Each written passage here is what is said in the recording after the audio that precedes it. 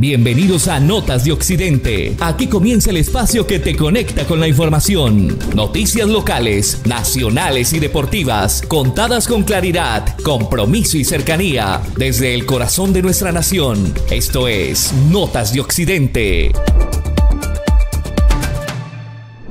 Bienvenidos a su noticiero Notas de Occidente.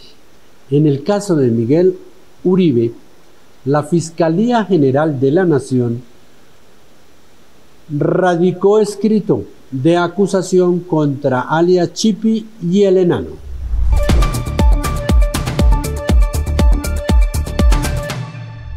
Asesinato de Miguel Uribe. Fiscalía radicó escrito de acusación contra alias Chipi y alias El Hermano. La investigación sobre el asesinato del senador y precandidato presidencial Miguel Uribe Turbay avanza. La Fiscalía General de la Nación radicó el escrito de acusación contra Elder José Arteaga Hernández, conocido como alias Chipi, y William Fernando González Cruz, identificado como alias El Hermano. El ente acusador lo señala de haber participado en el atentado perpetrado el 7 de junio del 2025 en el barrio Modelia, al occidente de Bogotá, que derivó en la muerte del congresista confirmada el 11 de agosto por la Fundación Santa Fe de Bogotá. Con la radicación del escrito de acusación, ambos procesados se enfrentarían a juicio como posibles responsables del homicidio agravado, concierto para delinquir agravado, fabricación, tráfico, porte o tenencia de armas de fuego agravado, uso de menores para la comisión de delitos y ocultamiento de alteración o destrucción de elementos materiales probatorios.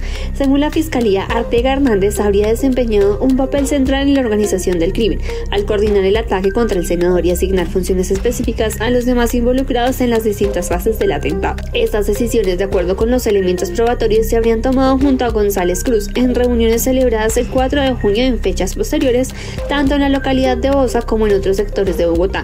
De igual manera, la evidencia hasta el momento recopilada indica que el Chipi participó en la planificación del crimen. Además, estuvo en labores de vigilancia sobre la víctima y involucrado en el reconocimiento previo al lugar donde fue perpetrado el hecho. Aunado a ellos, el señalado criminal habría sido quien entregó el arma de fuego al menor de edad que disparó contra Uribe Turbay, causándole 3 heridas de bala, 2 de ellas en la cabeza. Posteriormente habría recorrido la zona acompañado de Catherine Andrea Martínez, también capturada por el atentado, para asegurar el cumplimiento del objetivo criminal, y tras consumar el ataque huyó hacia el sector. Allí abordó un vehículo conducido por alias El Hermano, quien se dirigía a un establecimiento comercial en el barrio Santa Fe. Durante el desarrollo de la investigación, la Fiscalía identificó que González Cruz presuntamente se encargó de vender el teléfono utilizado por Arteaga Hernández para coordinar el atentado, lo que constituye un intento de ocultar pruebas relevantes para el caso. ¿En cuánto aumentaría la pensión en Colombia, según los ajustes del salario mínimo para el 2026?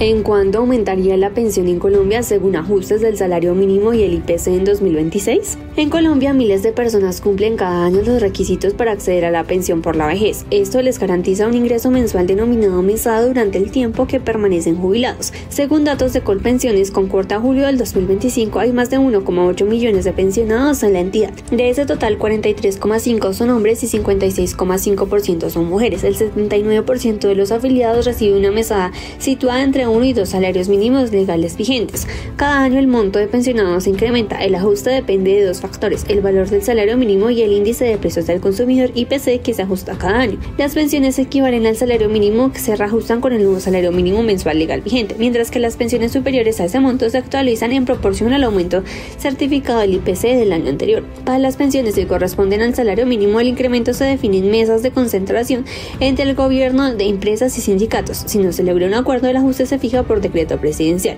En cambio, para las pensiones superiores al salario mínimo, el incremento se calcula con la base y la inflación registrada el año anterior, según el dato definitivo reportado por el Departamento Administrativo Nacional de Estadística. ¿En cuánto quedaría la mesada de los pensionados en 2026? El ajuste del salario mínimo ha sido objeto de debate entre el Gobierno Nacional, con participación de los ministros de Trabajo de Interior, quienes han planteado incrementos que van desde el 8% hasta el 25%. Armando Benedetti mencionó recientemente en sus redes sociales que el salario mínimo podría alcanzar 1.800.000 pesos mensuales. No se especificó si el valor incluye auxilio de transporte, un rubro que no corresponde a los pensionados. En ese escenario, la mesada mínima para pensionados estaría cerca de 1.600.000 o más, pero la decisión final se conocerá en cuanto haya una concentración con los empresarios, trabajadores y el gobierno nacional, o en ese caso de que no, se establecerá por decreto. Por otro lado, el DANE dio a conocer su último informe del IPC acumulado para septiembre del 2025, que fue de 5,18%. Si una persona recibe una pensión de 2 millones de pesos, el incremento se ajusta según el IPC registrado. El cálculo del nuevo valor sería 2.103.600 pesos. En el caso de una persona que reciba una pensión de 3 millones de pesos, el ajuste sería de 3.155.400 pesos.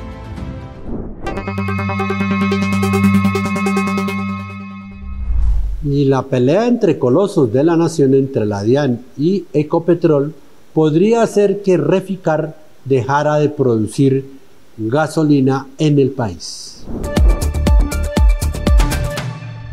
Embargo de la DIAN a Ecopetrol podría hacer que Reficar deje de operar. Esta sería la fecha estimada. El conflicto fiscal que involucra a Ecopetrol y su filial Reficar, que comenzó en diciembre del 2024 cuando la Dirección de Impuestos y Aduanas Nacionales emitió un concepto tributario que obliga a Ecopetrol a pagar el 19% del IVA sobre el diésel y la gasolina importados, tiene nuevos agravantes. La decisión encendió las alertas de Reficar, ya que la refinería opera como zona franca y por tanto la totalidad del diésel y la gasolina que vende en Colombia se considera importación desde el punto de vista de la DIAN.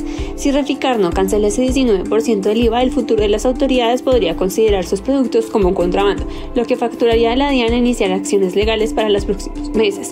La refinería calcula que el valor pagar la ronda unos 550 millones de dólares, lo que enfrentaría a la empresa a un nuevo escenario financiero. El mayor problema, sin embargo, radica en la retroactividad establecida por la resolución de la DIAN, que incluye obligaciones correspondientes a 2022, 2023 y 2024, en conjunto con la presunta asciende 1,5 billones. Ecopetrol y Reficar llevan varios meses en un proceso legal de discusión con el organismo tributario para evitar el cobro, pero el proceso quedó sin margen de maniobra. La DIAN respondió de forma negativa al recurso de reconsideración presentado por Reficar y ratificó la obligación de pagar un mínimo de 1,3 billones. Los valores restantes dependen de otros requerimientos relacionados con diferentes combustibles. Con esta definición administrativa, Reficar ingresa a una situación de riesgo, ya que la DIAN puede optar por efectuar un cobro coactivo, lo que incluye la posibilidad de embargo sobre las cuentas bancarias de la refinería. En este escenario, de acuerdo con el informe, afectaría de manera directa el capital de trabajo de la empresa, lo que permitiría operar apenas entre 7 y 18 días tras la ejecución del embargo. De acuerdo con la información, si el embargo no se resuelve en ese plazo, la refinería tendría que detener sus operaciones, lo que provocaría un desabastecimiento de combustibles como jet, diésel, gasolina en la costa caribe, algo que genera mucha preocupación, ya que Reficar produce 20.000 barriles diarios y emplea de manera directa a cerca de 2.300 personas que quedarían sin ocupación en caso de un eventual cierre. Después de 40 años de la toma del Palacio de Justicia, la masacre televisada le sigue facturando a Colombia.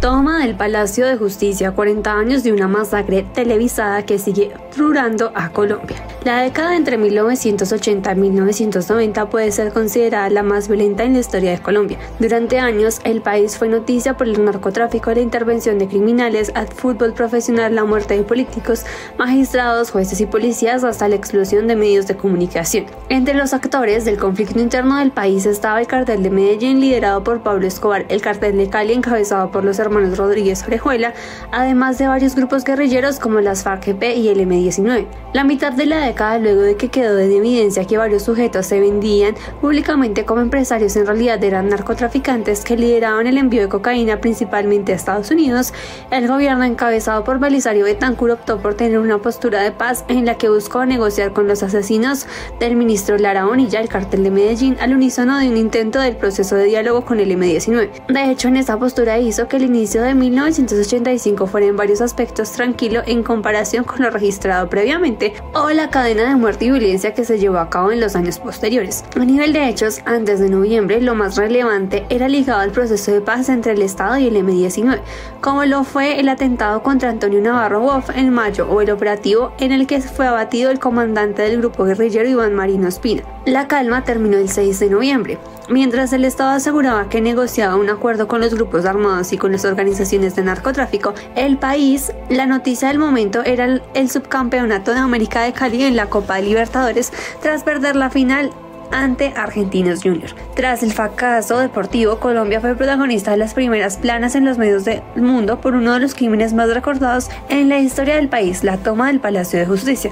Como si se tratara de una olla de presión destapada antes de tiempo, el 6 de noviembre quedó en evidencia que la calma que se venía en Colombia no era más que una bomba que ese día explotó. Sobre las 11:30 de la mañana, un bloque del M-19 ingresó al Palacio de Justicia, en teoría uno de los sitios más protegidos del país, pero que sin exista una explicación oficial no estaba asegurado en esa jornada. Tras un cruce de disparos contra los escoltas de algunos magistrados, 29 de los 35 hombres y mujeres del M-19 ingresaron al palacio con el objetivo de enjuiciar al mandatario nacional, al que culpaban de haber violado un cese al fuego firmado en agosto de 1984. Desde inicios de la operación Antonio Nariño por los derechos del hombre, las cosas no salieron como las tenían planificadas el grupo armado, ya que en la confrontación inicial murió la enfermera de la misión, lo que disminuía el margen de error que tenían los guerrilleros. Tras tener el poder en el edificio, el comandante del M-19 anunció la toma del Palacio de Justicia, en el que se presume que había alrededor de 350 personas. De inmediata, la zona fue rodeada por miembros de la policía y el ejército,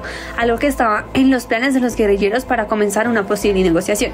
Por ejemplo, 5 años atrás habían pedido la liberación de 300 de sus hombres en prisión y $5 millones para abandonar la embajada de República Dominicana. Este fue el segundo aspecto que no tenían en sus planes los hombres del M-19. Lejos de buscar un acuerdo a la orden presidencial, fue restablecer la Constitución, protegiendo la vida de los rehenes. Tras menos de 2 horas desde que comenzó la toma, las autoridades atacaron por primera vez para recuperar los primeros 3 pisos del edificio, provocando una conflagración que se mantuvo durante varias horas. En uno de los informes que se ha publicado sobre la toma, se afirma que, reconociendo que habían sido derrotados, los hombres del M-19 permitieron que el presidente de la Corte Suprema, Alfonso Reyes, hablara con un medio de comunicación para pedir que cesara el fuego, solicitud que no fue escuchada. Con la mayoría de guerrilleros y rehenes ubicados en el 4º piso, las autoridades ingresaron por tierra y aire al edificio. De hecho, las transmisiones de los noticieros captaron cómo descendían uniformados en helicópteros que sobrevolaban el palacio. Algunos de ellos resultaron heridos tras aterrizar de manera abrupta contra el suelo de la terraza. Al mismo tiempo, antes de la llegada de la noche, comenzó un incendio en la biblioteca del 1er piso que se extendió hasta el 4º piso. En los informes se afirma que el cuerpo de bomberos no pudo intervenir a tiempo porque los informados no les permitieron acceder al lugar. Debido a las imágenes que estaban apareciendo en televisión nacional, de manera improvisada se ordenó el traslado de equipos de transmisión hacia el estadio del Campín para que se emitiera a nivel nacional el compromiso entre Millonarios y Unión Magdalena. La orden desde la presidencia de la República fue que no se mostrara más lo que estaba pasando en el Palacio de Justicia. Después de las confrontaciones, sobre las 2:30 de la tarde del 7 de noviembre, se confirmó que se había recuperado el control del Palacio de Justicia. El informe oficial se confirmó la muerte de más de 100 personas. Inicialmente se habló de 96, entre magistrados, escoltas uniformados, civiles, guerrilleros. Sin embargo, hasta la fecha solo han sido identificadas alrededor de 70 víctimas.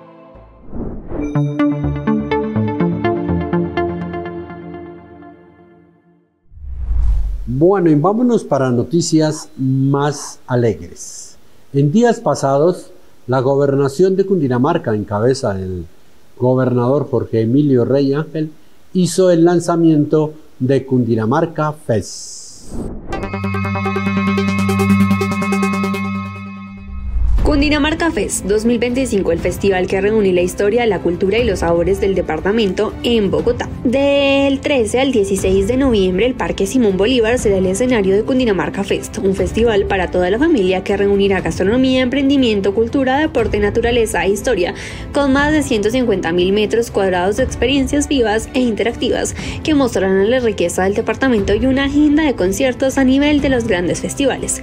El evento evoluciona de la tradición a Expo Cundinamarca hacia una nueva experiencia del territorio. En alianza con Páramo, el equipo creativo detrás de algunos de los festivales más reconocidos del país, esta edición promete una puesta en escena sin precedentes, en la que la historia, la innovación y el orgullo regional se unen para contarle a Colombia y al mundo todo lo que Cundinamarca representa. 4 pabellones para vivir Cundinamarca en un solo lugar. El festival contará con 4 grandes pabellones, cada uno con un enfoque distinto que permitirá recorrer en un mismo espacio los paisajes, tradiciones y talentos de Cundinamarca.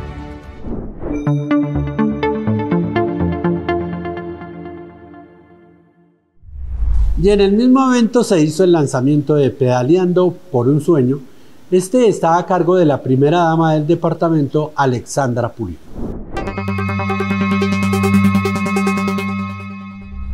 próximo 23 de noviembre, el Funza será el escenario de una jornada de deporte y solidaridad con el evento Pedaleando por un Sueño, un encuentro ciclístico que busca recaudar fondos para apoyar a niños y niñas de Cundinamarca que enfrentan enfermedades huérfanas y terminales. El punto del encuentro será el Parque de la Fraternidad, lugar desde el cual partirán y regresarán los miles de ciclistas convocados para esta noble causa. La carrera, que fue organizada por la Gobernación de Cundinamarca en cabeza del gobernador Jorge Emilio Rey y la primera dama del departamento, Alexandra Pulido, quien además es gestora social, tiene la firme intención de ayudar a 100 menores de edad. El evento contempla dos modalidades: ruta 70K, MTB 45K, ambas abiertas para hombres y mujeres mayores de edad. Los organizadores establecen que un aporte solidario de 140.000 pesos que garantiza la participación oficial y contribuye directamente a la causa. Las inscripciones se realizarán exclusivamente en el sitio web www.cundinamarca.gov.com/pedaleando por un sueño. La categoría Ruta 70K hombres y mujeres tendrá su ingreso oficial entre las 6 y 7 de la mañana con salida programada a las 7:30. Por su parte, la categoría MTB 45K hombres y mujeres iniciará su ingreso a las de 5 a 6 de la mañana y la partida será a las 6:30 de la mañana. En ambos casos, la salida y llegada se efectuarán en el Parque de la Fraternidad. La organización recomienda puntualidad y recuerda que es obligatorio portar el número de identificación y el chip de cronometraje correctamente instalado en la bicicleta. En cuanto a los recorridos, la modalidad Ruta 70K pasará por los municipios de Mosquera, Madrid, Facatativá, el cruce hacia el Rosal, Alto del Vino, la Glorieta de Siberia y de regreso a Funza. Por su parte, la modalidad 45K atravesará sectores como La Punta, Alto La Perrera, Valle de Labra y Puente de Piedra antes de retornar al punto de partida. La guía oficial incluye altimetrías de ambos trazados que marcarán ascensos y descensos con variaciones de altura entre los 2.500 y los 2.800 metros para que los ciclistas puedan prepararse según el nivel de exigencia de cada ruta.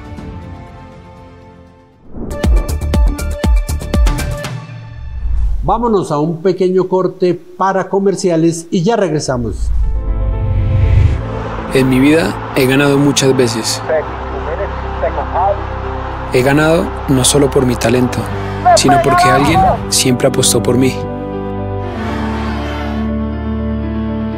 Ahora yo elijo apostar con ustedes. Apuesta con los mejores en BetPlay, la número 1 de los colombianos. BetPlay, apuéstala a tu pasión. Vigilado Supersalud, autoriza con juegos.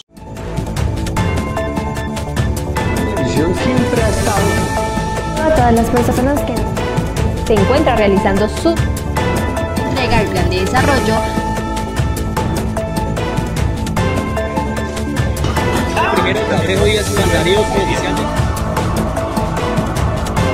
Estamos en la segunda versión de la Asamblea General de Azuama. Funza siempre ha sido no solamente la fe.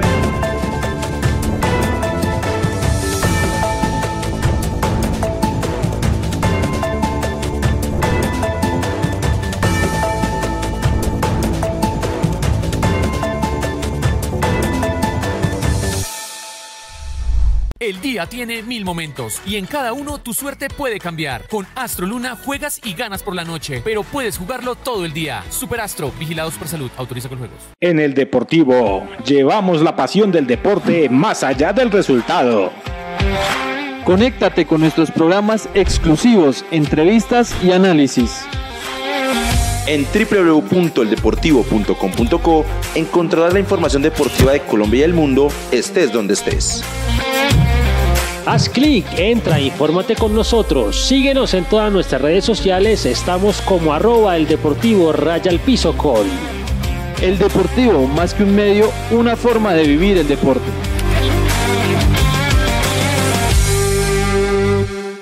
Llegan los deportes a Notas de Occidente a cargo del deportivo.com.co. Veamos un completo resumen de lo que va a suceder en la fecha 19 de la Liga BetPlay. Luego de un fin de semana donde solo vimos la Copa BetPlay, llega la fecha 19 del torneo Clausura, la cual se jugará desde el viernes 7 de noviembre hasta el domingo 9 del mismo mes. La jornada la inaugurarán Envigado y Millonarios, dos equipos prácticamente eliminados. Será a las 4 de la tarde en el Estadio Polideportivo Sur. Posteriormente, a las 6:10, Independiente Medellín, en busca del punto invisible, visita al Pereira en el Hernán Ramírez Villegas.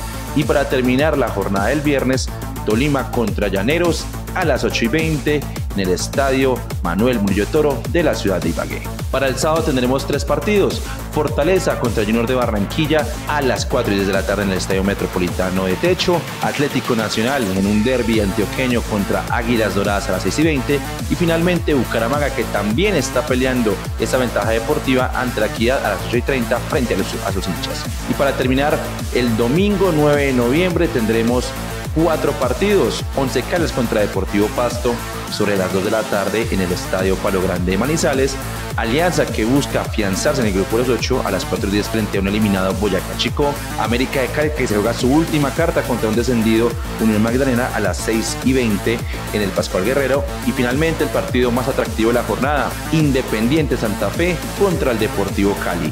Los Leones deben ganar sí o sí para seguir en carrera por entrar al grupo de los 8. Toda la información la podrás ver a través de www.eldeportivo.com.co.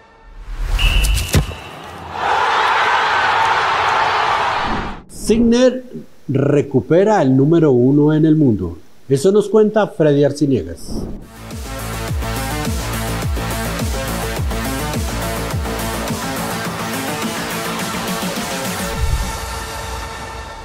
El Masters 1000 de París 2025 marcó el regreso triunfal de Jannik Sinner a la cima del tenis mundial.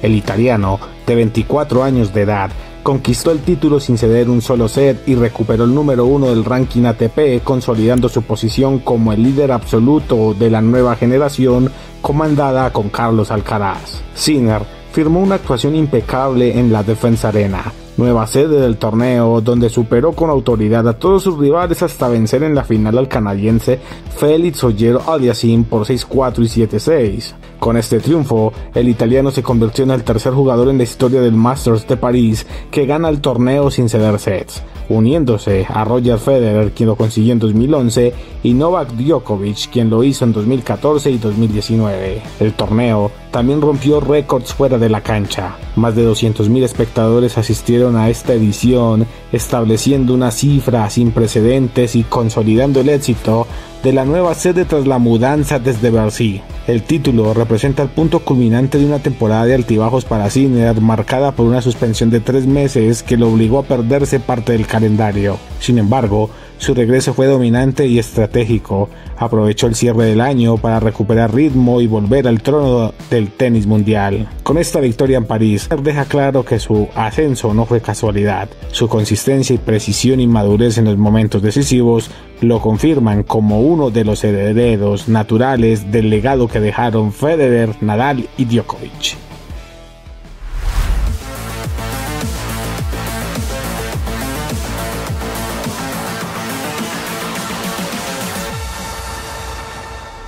A continuación, un análisis a cargo de Sergio Palma de lo que fue el debut de la Selección Colombia en Qatar Sub-17.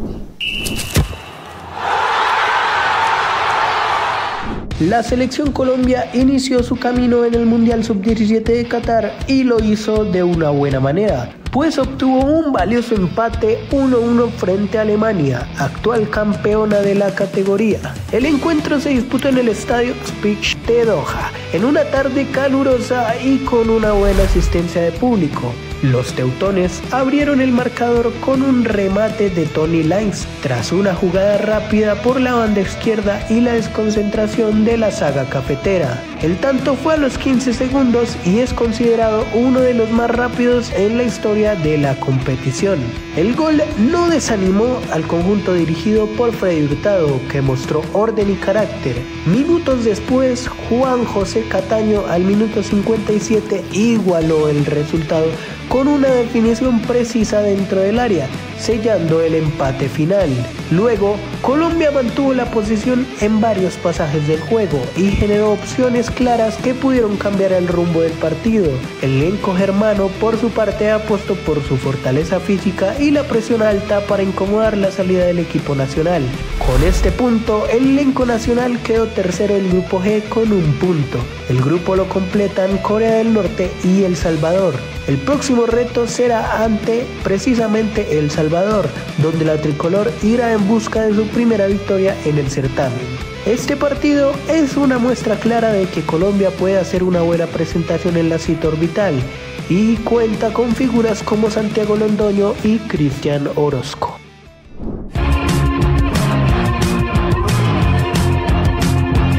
Bueno, y Camilo Robles nos trae todo el recorrido de la versión 33 de la Vuelta al Futuro. La Vuelta del Futuro está cada vez más cerca, pues hace unos días la Federación Colombiana de Ciclismo dio a conocer el recorrido oficial de esta importante competencia para su edición número 36. Esta carrera como tal se disputará del 27 al 30 de noviembre y pasará por los departamentos de Risaralda, Quindío y Valle del Cauca. En total serán 207.2 kilómetros divididos en 4 etapas, las cuales prometen ser un escenario clave para relevo generacional del ciclismo colombiano, pues recordemos que esta carrera congrega a las promesas de la categoría prejuvenil de varones y juvenil y prejuvenil de las damas. Como tal, la Vuelta del Futuro iniciará el jueves 27 de noviembre con una primera etapa de 64.3 kilómetros que partirá desde Armenia y pasará por los municipios de La Tebaida, Montenegro y Circasia antes de regresar a la capital quindiana. El viernes 28 de noviembre los corredores se enfrentarán la contrarreloj individual en un trayecto de 8.1 kilómetros entre La Marina y Apia, que pondrá a prueba la potencia y la técnica de los jóvenes ciclistas. La tercera etapa, que está programada para el sábado 29 de noviembre, será la más larga de la carrera con un trazado de 72.1 kilómetros. La ruta saldrá de Pereira, se dirigirá hasta Cartago y regresará tomando la variante El Pollo para finalizar en Marsella. La última fracción se disputará el domingo 30 de noviembre sobre 62.7 kilómetros en una jornada que partirá desde la glorieta del Ingenio en Risaralda, cerca a la Virginia, y tomará la vía Panorama hasta Apia, donde se definirán los campeones. Cabe destacar que las dos categorías femeninas competirán de manera simultánea en la ruta, pero con clasificaciones independientes para cada una. Los equipos, conformados por un mínimo de 4 y un máximo de 6 ciclistas por departamento, podrán inscribirse de forma gratuita hasta el próximo 14 de noviembre del 2025. Así que eso es lo que se viene para la Vuelta al Futuro Siste Crédito 2025, tal vez la carrera más importante para los ciclistas jóvenes de nuestro país.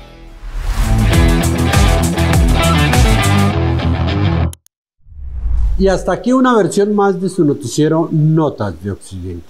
Los esperamos en una próxima edición.